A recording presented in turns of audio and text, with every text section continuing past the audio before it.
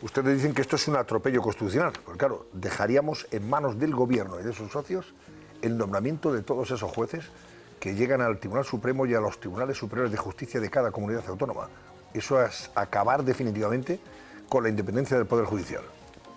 Bueno, es que este paquete de medidas democráticas iban a pasar por, al parecer, una especie de censura a los medios de comunicación y sobre todo, fundamentalmente, por lo que se quiere, por lo que hemos visto hoy, ¿no? Privar al Consejo de una de sus funciones constitucionales, que era hacer los nombramientos. Pues mire usted, de democrático me parece esto poco. Vaya por delante que nosotros llevamos ya muchos meses diciendo que es necesario que se proceda a la renovación del Consejo General del Poder Judicial y que es necesario, y es además de obligado cumplimiento, que los respectivos presidentes del Congreso y del Senado convoquen ya a las cámaras para hacer esta renovación. La situación, desde luego, es insostenible, pero lo que no cabe, entendemos, es pues tirar por la calle del medio, y lo que no cabe de ninguna manera es hacer una modificación de nuestra ley orgánica del Poder Judicial para quitar al Consejo su competencia esencial, que es hacer los nombramientos. Lamentablemente, yo empiezo a pensar que el Partido Socialista no quiere que haya ningún acuerdo de renovación, porque cuando tú quieres renovar no amenazas ni pones ningún ultimátum, y no sé al final si le beneficia o le perjudica, o qué es lo que quiere en realidad el Partido Socialista. Yo creo que es necesario modificar la ley orgánica.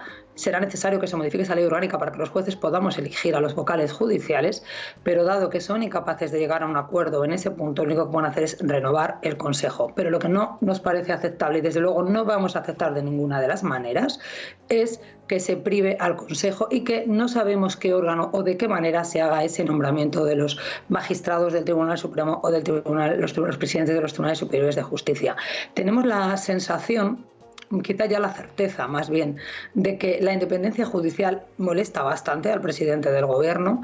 Hablar hoy de casos de lawfare es oírselo al presidente del gobierno es francamente lamentable, la falta de respeto a la separación de poderes, y ver cómo ha asumido además, pero ya sin ningún tipo de cortapisas, ya calzón quitado, si me permite la expresión, las tesis del independentismo catalán, las tesis de todos los condenados por el procés o los que están siendo investigados y esperamos que algún día juzgados, o de alguna manera sepamos cómo esto termina. Quiero decir que hablar de lawfare por parte del presidente del gobierno, decir que los jueces actúan por una motivación política, decir que los jueces no aplicamos de manera independiente la ley, es un ataque gravísimo a los jueces de este país. Lo que pasa es que ya llevamos tantos que es que ya llega un momento que dices, bueno, ¿qué está pasando aquí, no? ¿Cuál es la deriva que queremos tomar en nuestro país? ¿Cuál es la deriva a la que nos quiere llevar el presidente del gobierno?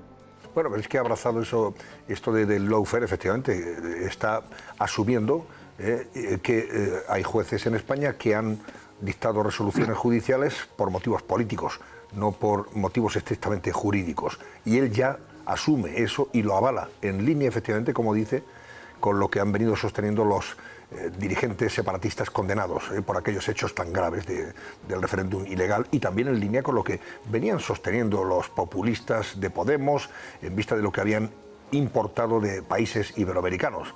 La señora Kirchner, por ejemplo, pues también es de las que considera, o consideró en su día, cuando fue condenada por la justicia argentina, que efectivamente había sido condenada por motivos políticos y no jurídicos. Y eso es lo más grave. Lo que no sé es cómo todo esto se interpreta y se valora en la Unión Europea. Yo no sé, que un presidente de gobierno, esto claro, esto es propio, por ejemplo, de un presidente, del presidente húngaro, del antiguo presidente polaco, pero que este señor presuma de demócrata haciendo y diciendo estas cosas, no sé cómo esto se va a asumir en Bruselas. Bueno, veremos cuál es la respuesta de la Comisión Europea. Me consta que estos días están llegando a la presidenta de la Comisión y a numerosos comunicados y correos de ciudadanos que le están trasladando su preocupación pues, por la ley de amnistía y cómo todo esto atenta contra los fundamentos de nuestro Estado de Derecho. Creo que existe una preocupación importante en la ciudadanía. Y creo que existe también una preocupación en la Unión Europea por lo que está pasando en nuestro país. Es cierto que en las últimas semanas ha habido, un parón en Europa por las elecciones lo paralizan todo. Y bueno, ciertamente hemos visto cómo Europa ha reaccionado cuando actitudes parecidas se han dado en países como en como en Polonia o como en Hungría. Y yo a veces cuando escucho hablar a Pedro Sánchez, como le he escuchado hoy o como le escuchamos la semana pasada o hace 2 semanas, cuando nos mandó la segunda carta a la ciudadanía, me recuerda un poco al discurso de Trump cuando ha sido condenado hace 10 días o así aproximadamente. O sea, vamos a ver, la ley se aplica, la ley es igual para todos y no se puede pretender la impunidad. Yo entiendo que, claro, que cuando uno avala y además abandera la ley de amnistía, que en definitiva es la impunidad para el político delincuente y malversador, le tiene que sentar francamente mal que los jueces sigamos actuando. Pero es que esta es la labor de los jueces y para eso estamos, para aplicar la ley. Y seguiremos trabajando en lo mismo. Por suerte para los ciudadanos, y de eso pueden estar tranquilos los jueces de este país, somos independientes y a pesar de los ataques que recibimos cada día, seguimos firmes en la defensa del Estado de Derecho, firmes en el amparo de los derechos de los ciudadanos y aquí vamos a seguir.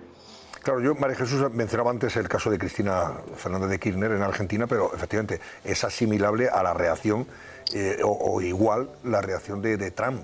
El trumpismo también ha reaccionado así. Trump reacciona lo mismo que Sánchez o Cristina Fernández de Kirchner, cuando efectivamente tiene que responder por sus actos delictivos y los tribunales pueden condenarle. Entonces apela a esa causa política como inspiradora del proceso y de la posterior sentencia. Ahora bien, ¿cómo se puede frenar? Usted lo ha dicho antes claramente que no van a consentirlo. Usted es la presidenta de la Asociación Mayoritaria de Jueces en España. ¿Cómo podrían frenar ustedes que efectivamente el señor Sánchez lleve una ley al Congreso de los Diputados para que el máximo órgano de gobierno de los jueces no pueda nombrar a los magistrados del Tribunal Supremo y de los Tribunales Superiores de Justicia, sino que lo haga una comisión, en fin, ad hoc, o sea, una comisión del propio gobierno y de su socio Frankenstein? Eso sería colocar, como decíamos antes aquí, pues hombre, a gente afecta, amigos, no sabemos si los mejores, los más cualificados, los de reconocido prestigio, etcétera, etcétera, pero evidentemente probablemente muy dóciles a los intereses del propio gobierno y de sus socios. ¿Cómo podrían ustedes frenar eso para garantizar la independencia del Poder Judicial y de la separación de poderes?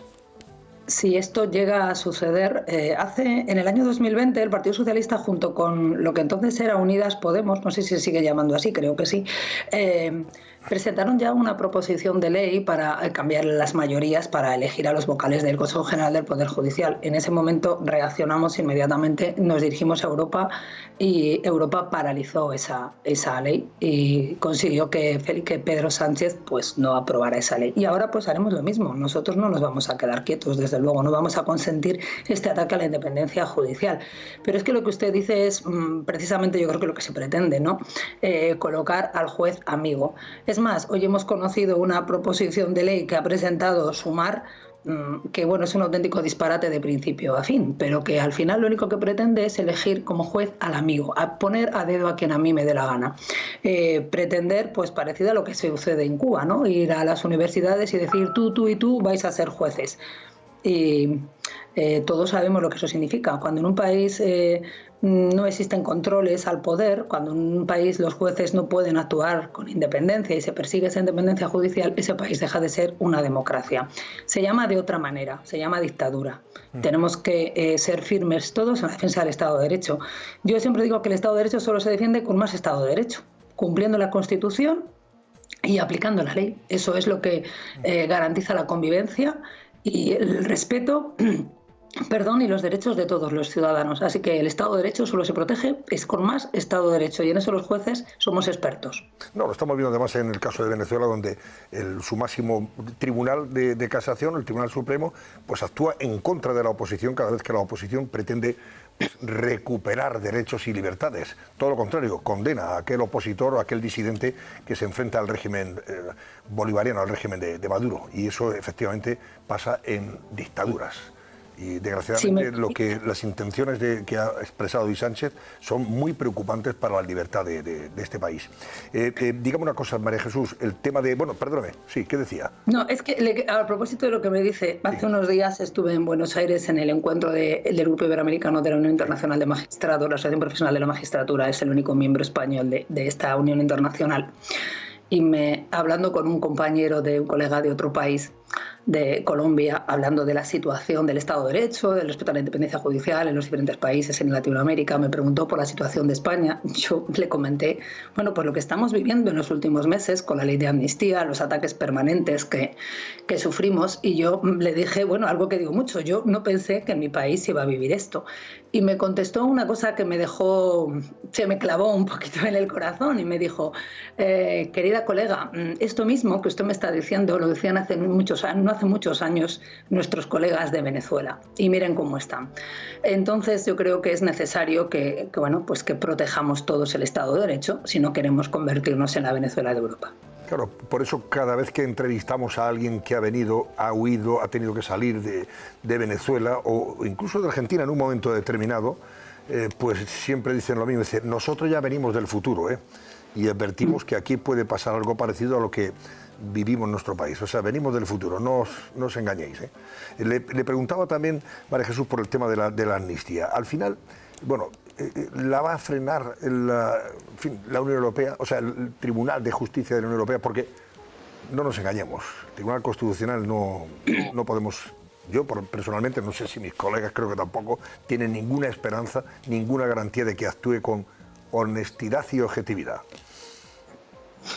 Bueno, el Tribunal de Justicia de la Unión Europea solamente puede intervenir si el juez español, con ocasión de la aplicación de la ley de amnistía, plantea la cuestión prejudicial. Lógicamente no actúa de oficio. Entonces tendremos que ver si cada uno de los jueces de este país, no solamente el Tribunal Supremo y la Sala Segunda, sino otros juzgados, el TSJ de Cataluña, también la Audiencia Nacional, Manuel García Castellón, y luego pues juzgados de instrucción de pie de obra, como yo digo, de la trinchera de Cataluña, que también conocen de este tipo de procedimientos relacionados con el procés, pues tendremos que ver que, bueno, ellos verán en el supuesto concreto que tienen que examinar, ver con la ley de amnistía en vigor desde ayer, si plantean o no esa cuestión prejudicial. Cuando se plantee esa cuestión prejudicial, se suspenderá la aplicación de la ley en ese supuesto concreto y Europa responderá el Tribunal de Justicia de la Unión Europea. La cuestión diferente es lo que pueda hacerse por las instituciones europeas. La Comisión Europea actuó cuando vimos las leyes de Polonia y de Hungría. Bueno, no sabemos si también va a actuar también de oficio la Comisión Europea. Ahora estamos en un momento un poco extraño, ¿no? Ahora acabadas las elecciones al Parlamento Europeo y estamos, digamos, en un momento transitorio. Pero bueno, yo creo que sí que van a plantearse cuestiones prejudiciales. El informe de los fiscales sobre el delito de malversación hablan claramente de cómo este delito de malversación y amnistiarlo sería contrario a la normativa europea. Yo creo que probablemente muchos jueces de los que van a conocer estos procedimientos, que tengan la ocasión de aplicar la ley de amnistía, plantearán esta cuestión prejudicial. No sé si alguno planteará o no la cuestión ante el Tribunal Constitucional. No tengo la más remota idea, y yo, desde luego, más allá de discrepar con algunas de las recientes sentencias del Tribunal Constitucional, quiero seguir manteniendo la confianza también en el Tribunal Constitucional. Bien, pues creo que Álvaro de la Torre quiere preguntarle, María Jesús. Doña María Jesús, muy buenas. Yo quería preguntarle por la propuesta que hizo el actual presidente interino del Consejo General del Poder Judicial, Vicente Aguilarte, que planteaba la posibilidad de, en cierto modo, sustraerle al Consejo la capacidad de hacer esos nombramientos para quitarle la parte, a lo mejor, que pudiera ser más de controversia política y que pudiera ser más fácilmente renovable. Planteaba, por ejemplo, que para las presidencias de los Tribunales Superiores de Justicia la propuesta sería que los miembros de la carrera judicial de ese territorio los eligieran, conforme a un sistema de mérito. Pero claro, esto puede plantear ciertos problemas de que estemos territorializando o creando una especie de justicia compartimentada por territorios. ¿Cómo ve esta cuestión usted? Mire, la propuesta de Vicente Aguilarte es la propuesta de Vicente Aguilarte. Creo que solamente es suya. No sé si ahora la va a coger el Gobierno también para llevarlo como una proposición de ley junto, como ha dicho hoy el presidente, con Sumar y el resto de sus apoyos parlamentarios, pero la propuesta de Vicente Aguilarte es suya. Yo, con respecto a los nombramientos de los magistrados del Tribunal Supremo, pues mire, es que no estoy para nada de acuerdo. Yo creo que fortalecer las instituciones no pasan por privarle de sus competencias. La Constitución es muy clara y dice que el Consejo es el que debe hacer los nombramientos. No creo que debilitar al Consejo, quitándole la facultad, la función de hacer esos nombramientos, favorezca la independencia del órgano de gobierno. El problema está en el origen. A lo mejor lo que tenemos que plantearnos primero es es que hay que cambiar ese sistema de elección de los vocales del Consejo. Pero el sistema que tenemos ahora es el que hay. Dicho lo anterior, yo quiero pensar que todos los vocales que están en el Consejo, ahora ya son menos, pero que los 20 que llegaron hace ya más de 10 años, en el año 2013, han atendido a los principios de mérito y capacidad para hacer todos y cada uno de los nombramientos que han hecho, o al menos lo habrán hecho con la conciencia también el propio Vicente Aguilarte de que estaba nombrando a la persona que era idónea para ese cargo concreto. Con respecto al nombramiento de los presidentes de TSJ, yo creo que tiene que ser algo más que la elección. Quiero decir, un presidente del Tribunal Superior de Justicia es un cargo de una representación muy importante y yo abogo desde luego porque los jueces podamos elegir a muchos cargos. Yo soy decana de Madrid, no voy a decir lo contrario, a mí me han elegido mis compañeros, pero tendríamos que objetivizar también cuáles tendrían que ser los requisitos para poder presentarte a presidente de TSJ. Y además corremos el riesgo efectivamente de fragmentarnos en 17 territorios. Claro. Y mire, esto ya lo intentan los independentistas permanentemente con la creación de los consejos autonómicos, con crear ese poder judicial autonómico que será, no lo dudemos, pues la siguiente apuesta del independentismo catalán si no consiguen su independencia a través de ese referéndum que dice que no tiene fecha en el calendario, pero que debe ser como la canción, que quererse no tiene horario ni fecha en el calendario, pero luego resulta que nos lo encontramos. Así es. La última, Ignacio Camacho. Sí, buenas noches, señora del Barco.